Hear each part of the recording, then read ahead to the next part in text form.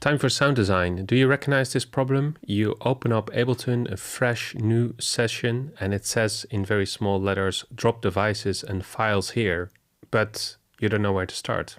So sometimes you want to create music, but you don't know where to start or how to start. And in this video, I will talk about one approach that I often use in order to combat this problem and get started making music in Ableton. So the approach that I take is to basically focus on sound design and to set myself a limitation. So for this video, what I'm going to do is I'm going to set the limitation that I have to start with drums and percussion, and I'm only going to use one track in Ableton. And the outcome of this sound design session should be a loop that is inspiring to create an entire track. So I'm not going to create that track in this video. I'm just going to focus on the starting point, and hopefully I will come out with a loop that is inspiring. So without further ado, let's go to Ableton and let's start experimenting with sound design and drums and see if I can create something inspiring. So here in Ableton, I just have one drum track loaded up. The drum kit I'm going to use for this video is a hip hop drum kit I made myself by sampling hip hop records. It's a collection of kick, snare, hi-hats, claps. The tempo is going to be, it doesn't really matter, something like 138.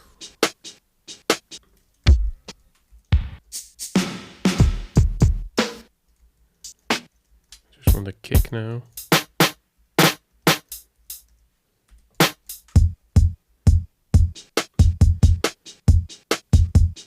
Let's change some of the velocities. Also need another kind of percussion. Maybe this hi-hat. So this is a very basic drum loop. Now let's convert this to audio so it's easier to work with. So what I'm going to do is, okay, I'm first going to play you the loop again.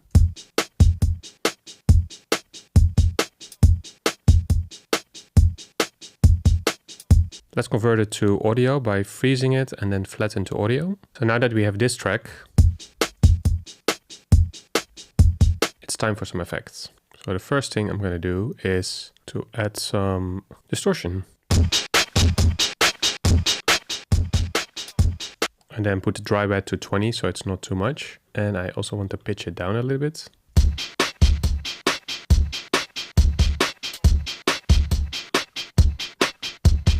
And I want to add one more effect, maybe a phaser.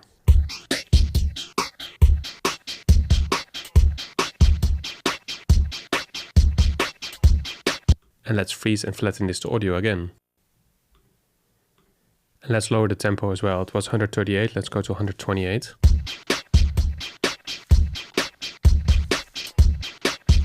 And now it's time to kind of chop into the audio file a little bit, to see if we can create some interesting variations. So if I copy this snare and reverse it, and maybe here make a double snare, and then I copy the reversed snare, and then for the last part of the bar, maybe move this kick like this.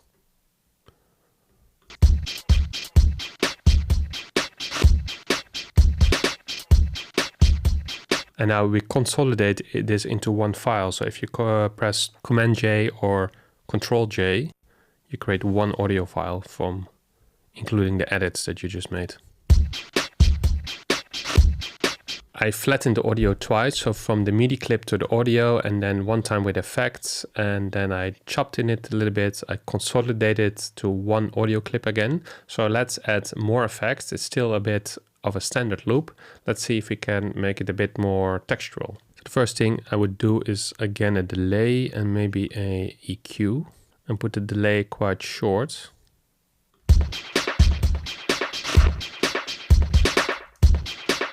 And maybe use the automation to turn the delay on and off. So I want to hear it, for instance, on the snare. On the snares. All the snares, basically. Let's see how that sounds.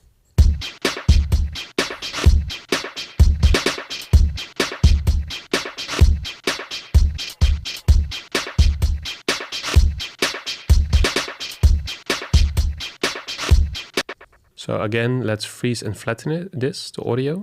And I'm thinking to slow it down a bit more. So if we do -4.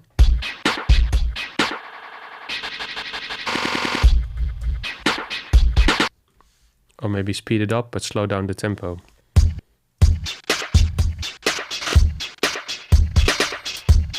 And then change the warping mode to maybe texture.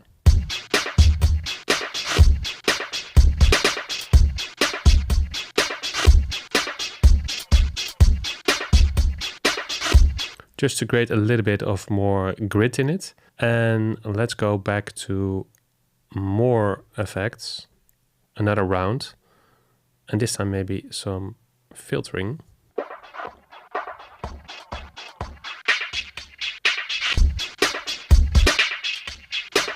And again, use the automation to turn the filtering on and off. So maybe you can use it on the first kick drum, of the first kick drum after the first snare.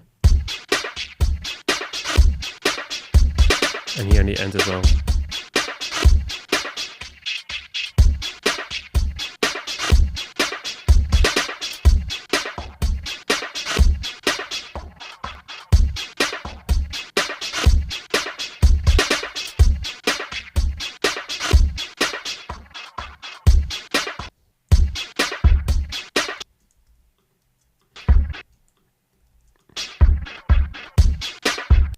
Let's flatten this audio again.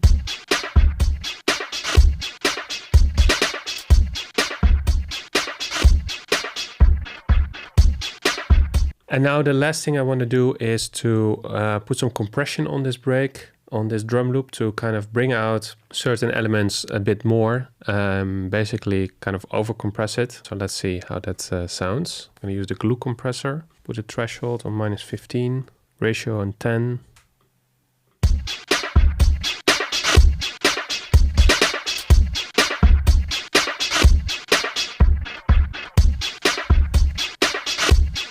Put the tempo to 122.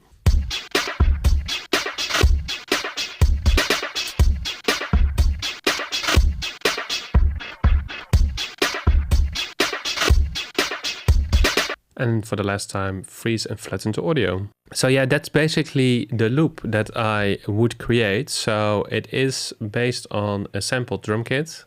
And I did several rounds of effects and flattening it to audio, and also chopping into the actual file by reversing a few sounds. And it sounds like this.